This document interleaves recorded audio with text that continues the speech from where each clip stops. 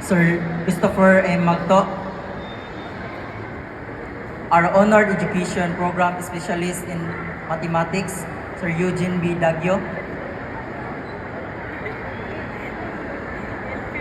the Active Barangay Council of Abono, represented today by Honorable Josephine Maglasang,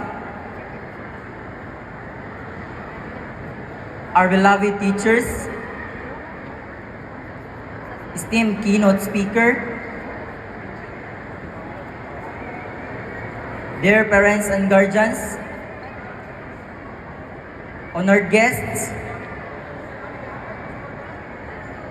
and my fellow candidates for graduation and completion of Abono National High School, class of 2025-2026.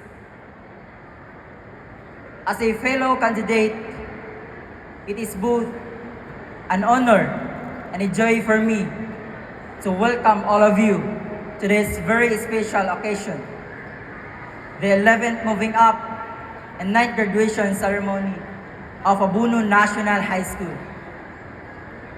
Today, we are not only celebrating our accomplishments, but also the journey that brought us here, the challenges we overcame, the lessons we learned, and the memories we have created together. To our parents and guardians, we offer our deepest gratitude for your love, guidance, and unwavering support.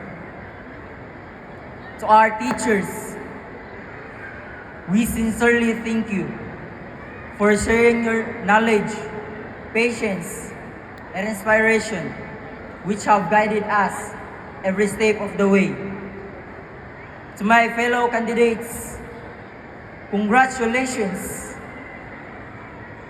Today is a milestone which have all worked hard to achieve.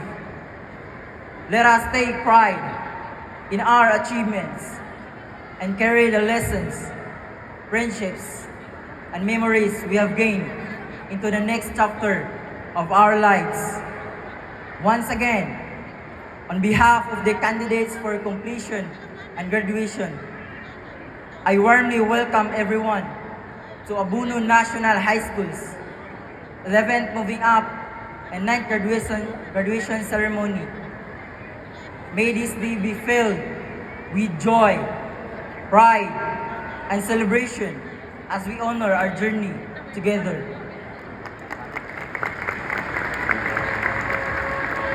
Thank you very much, Eloise, for your inspiring and thoughtful message. At this juncture, the candidates for completion and graduation for the school year 2025-2026